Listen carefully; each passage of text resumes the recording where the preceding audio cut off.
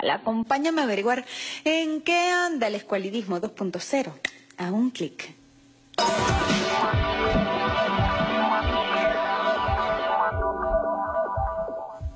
Cuba ingresa en la segunda fase del proceso electoral en el cual se elegirá al nuevo presidente.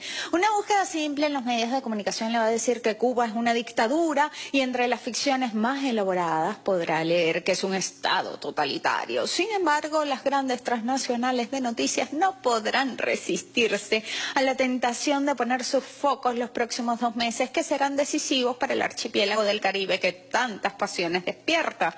Esta noche haremos zoom en el sistema electoral cubano y sobre todo en el proceso para la elección presidencial.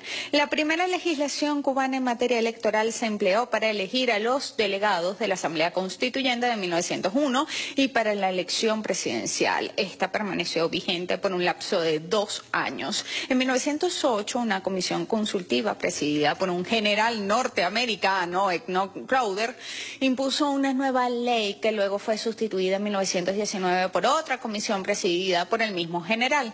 La inestabilidad jurídica sobre el sistema electoral cubano seguirá siendo la constante hasta el triunfo de la revolución. En 1976, tras la redacción de una nueva constitución, la primera ley revolucionaria sobre el sistema electoral. La normativa fue perfeccionada en 1982 y en 1992. Lo resaltante es el camino que se recorre para elegir a las máximas autoridades, bien sea locales, regionales o nacionales. Según la ley electoral vigente en Cuba, existen 2 tipos de elecciones, las generales y las parciales. Empecemos por las últimas, que además son claves. Las elecciones parciales eligen a los delegados municipales del Poder Popular.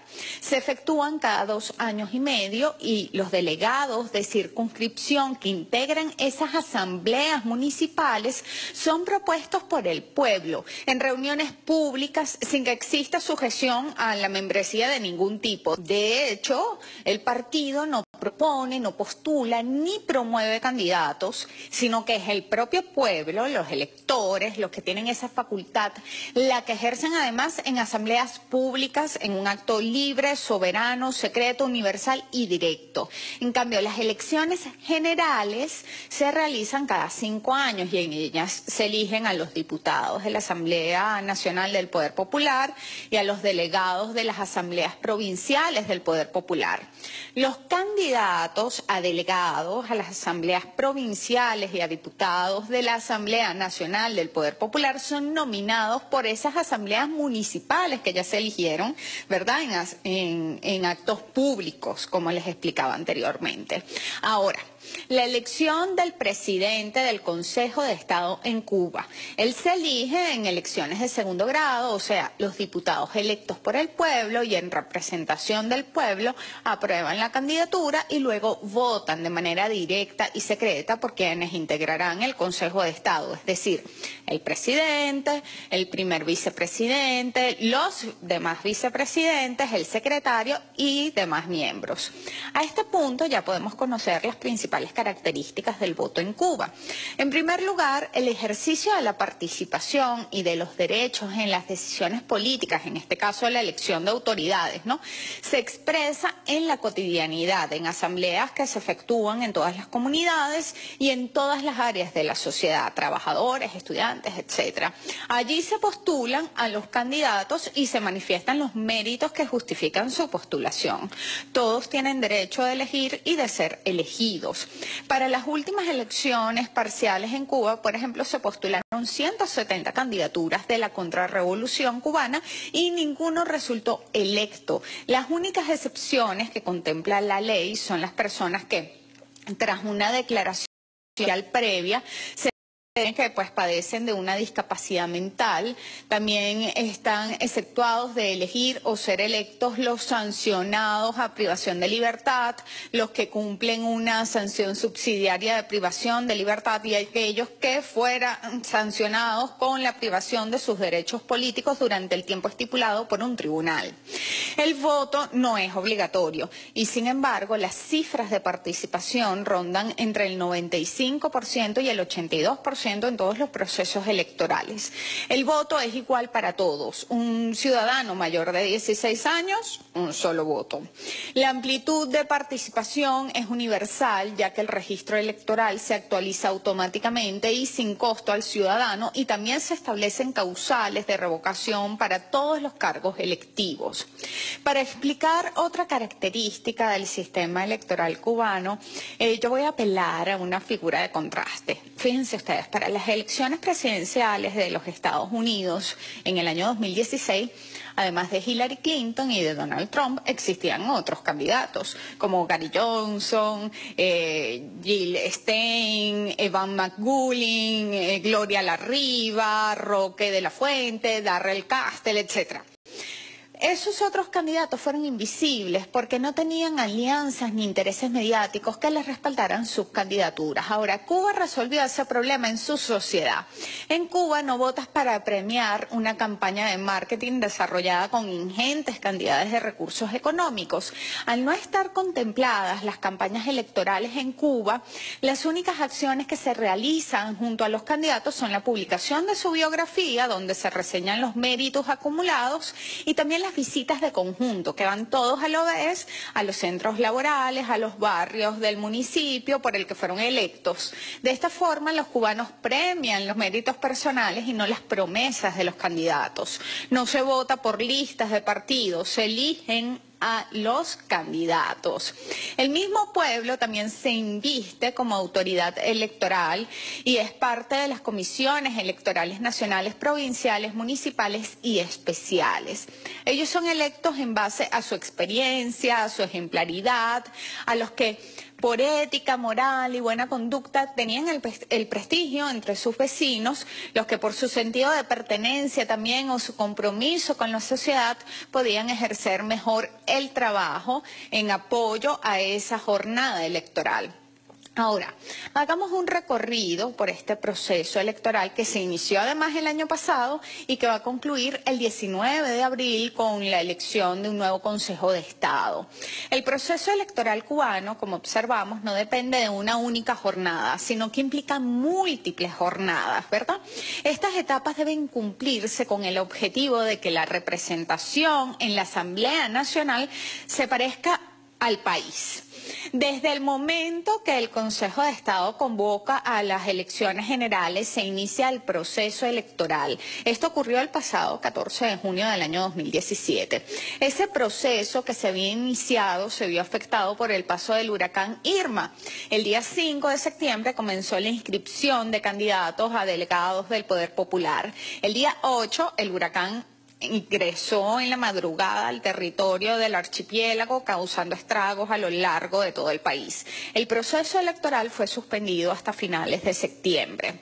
El pasado 26 de noviembre se eligieron a los delegados de la circunscripción, que son los equivalentes a los concejales en Latinoamérica, quienes a su vez son los miembros de las asambleas municipales del Poder Popular. 7.610.183 electores participaron, lo que equivale al 89,2% del registro electoral. El día 3 de diciembre se efectuó la segunda vuelta en 100.000 circunscripciones y el 17 de diciembre tomaron posesión las 168 asambleas municipales. El 21 de diciembre el Consejo de Estado presentó una propuesta a la Asamblea para prolongar el mandato de las asambleas provinciales y de la Asamblea Nacional ante la situación excepcional enfrentada por el paso del huracán Irma. Ese mismo día, el Parlamento aprobó extender el mandato de las asambleas provinciales hasta el 25 de marzo y de la octava legislatura de la Asamblea Nacional del Poder Popular hasta el 19 de abril. Cuando además el pueblo cubano estará recordando la victoria de Playa Girón. La primera además del socialismo que ya había proclamado el comandante Fidel. El 21 de enero, en sesión extraordinaria, las 168 asambleas municipales del Poder Popular de Cuba nominaron a 605 candidatos a diputados a la Asamblea Nacional del Poder Popular, que serán elegidos en comicios generales el próximo 11 de marzo. Estas postulaciones surgieron a partir de las más de 12.000 propuestas realizadas en los 970 plenos territoriales y nacionales de las organizaciones de masa, como la Central de Trabajadores de Cuba, los Comités de Defensa de la Revolución, la Federación de Mujeres Cubanas o la Asociación Nacional de Agricultores Pequeños, así como también las estructuras de la Federación de Estudiantes Universitarios y la Federación de Estudiantes de la Enseñanza Media. Ahora bien, por cada uno de los 605 candidatos postulados para ser candidatos y candidatas a la Asamblea Nacional, se estudiaron 20 propuestas. De los 605 candidatos, 287 son delegados de circunscripción. Esto equivale al 47,4% de los postulados para las elecciones generales del 11 de marzo. Cada municipio cubano estará representado con al menos 2 diputados y uno de ellos deberá ser delegado municipal para que cada territorio esté expresamente representado en la instancia legislativa del país. El 55,8% de los candidatos que aspiran a renovar su candidatura están pues ya en esta jornada electoral. 338 cubanos han sido propuestos por primera vez como candidatos al Parlamento. De los 267 candidatos que ya han ejercido como parlamentarios, más de la mitad, que son 148, cuentan con un solo mandato. El universo de postulaciones también revela otros datos interesantes, como que, por ejemplo, 28 de ellos están vinculados al sector campesino y cooperativo, 24 al campo de la investigación, 12 están vinculados al deporte, 47 a la educación, 83 a la producción y a los servicios, 34 a la salud y 39 a los artistas y a la cultura. 86% de esos candidatos han alcanzado el nivel de enseñanza superior, mientras que el 14% de ellos tienen un nivel medio superior. Estos datos adquieren mayor sentido cuando se les contrasta con los rangos de edad y se considera que 80 de esos candidatos tienen entre 18 y 35 años. El 89,2% de los candidatos nació después del triunfo de la revolución. El promedio de edad es de 49 años. Sobre temas de género, es importante destacar que Cuba es el segundo parlamento del mundo con mayor representación femenina. Los que resulten electos el próximo 11 de marzo no solo serán una representación bastante fiel de la sociedad cubana, sino que tendrán el deber de elegir a un nuevo Consejo de Estado, ahora sin Raúl Castro, que fue postulado por unanimidad en una asamblea municipal de mayoría arriba. El actual presidente del Consejo de Estado propuso limitar a 2 términos de 5 años el ejercicio de los principales cargos de la nación, y siendo consecuente con la idea y en la circunstancia en la que el próximo 19 de abril va a concluir su segundo mandato, ha anunciado que será el último al frente del Estado y del gobierno, y Cuba va a tener un nuevo presidente.